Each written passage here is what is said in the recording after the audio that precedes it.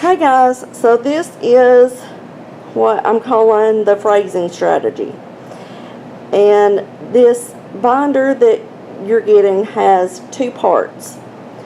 There are the fry phrases and the sentences that the kids will scoop. So on the first part, the fry phrases, there are 600 total fry words. And all of the words have been written in phrases, and what the kids can do is read the fry words in phrases so that it develops a little bit more meaning and it gives them the feeling of what a phrase should sound like. And that will come in helpful when they start scooping the sentences, which is the next part of it. But the way I have done this is I give them 10 phrases per week. So this is an example of one of my kids that I assigned like phrases 1 through 10. I think I did that maybe the first week. I assigned him phrases 1 through 10. And I timed him on Monday. And he was able to read phrases 1 through 10 in 50 seconds. So I shaved 5 seconds off that and set 45 seconds as a goal for him to get it in. Well, he practiced those phrases all week, and then on Friday I timed him again, and he was able to read all 10 phrases in 20 seconds. So obviously this kid is working really hard and making some pretty good gains. Sometimes if I kind of think it might be a little hard, I might shave off 4 seconds to set a goal, but there really is, if they're practicing the way they should practice, there should be no reason that they will not meet their goal in a week's time, which I let mine get in the prize box. But you know, you might give a reward like a piece of candy or an eagle buck or something like that, but just some little motivation to meet their goal is the way I'm doing this. I also have cut mine up into little cards. You could just make a copy of the page and give it to them, but I cut mine up into little cards because I wanted to be able to give one kid 1 through 10, a different kid 11 through 20, a different kid 21 through 30, and I did it on cardstock, and I laminated it. And I only wanted to do that once instead of a whole bunch of different times so that each kid could have the same. I actually don't want them to have the same phrases because I want them to practice on their own with their own words. So that is the phrasing or the fry words. Then, when I say scooping the sentence, this is what I'm talking about. Oh, and on the fry words, another thing that I have mine do, the ones that finish early that are kind of getting bored with reading their phrases, I'll have them take some of their phrases and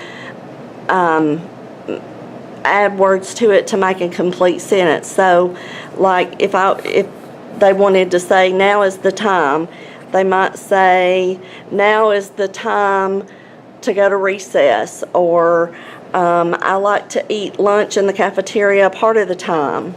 So that's another little thing that they could do if some of them are kind of getting bored with that and you need them to do something else as well. But the second part, and each one of these will have a little tab. This is a lower level.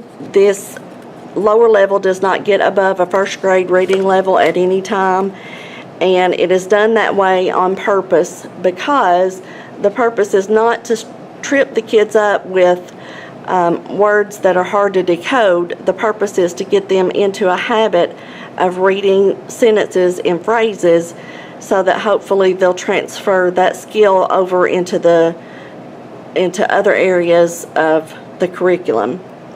The higher level, it actually gets pretty hard pretty quick. You can see there are words like microscope, tuxedo, consonants. So there are two different levels, but the lower level is actually both of these have the same sentences for about 50 lessons, but the higher level does get really hard really quick.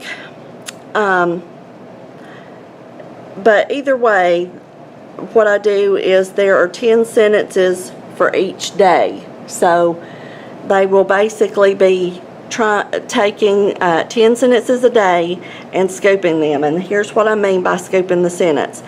I ask them to connect the first word of a phrase to the last word of a phrase with their pencil so that I can see the way they plan to read it.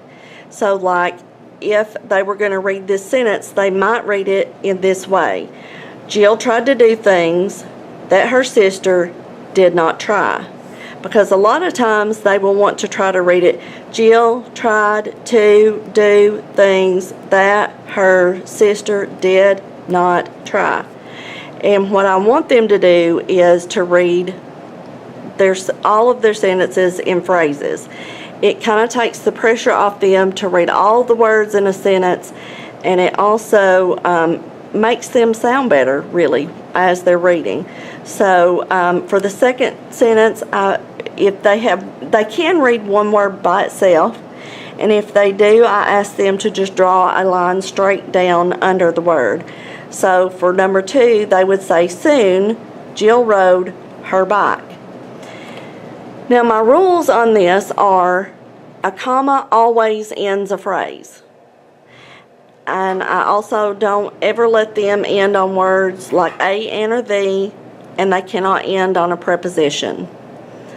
So I do let them have discretion when it comes to if they want to add more words into a phrase, as long as it makes sense and it follows my rule, they can read it that way. So a different child might choose to read number 2 as soon Jill rode her bike. And if they can sound fluent in doing that, of course I would let them. So another example, Sandy was standing near the men. A different student might read it like Sandy was standing near the men, and that would be okay. So they have room to read it how they want, as long as they follow the rules of it has to be in a phrase. A comma always ends a phrase. They can't end on a, and, or the, and they cannot end on a preposition. A lot of times too, they will they'll connect their phrase a different way than they actually read it.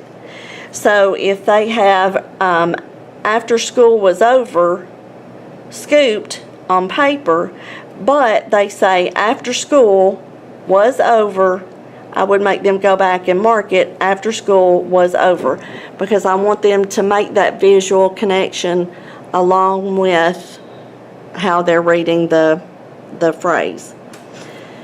So I think that's it.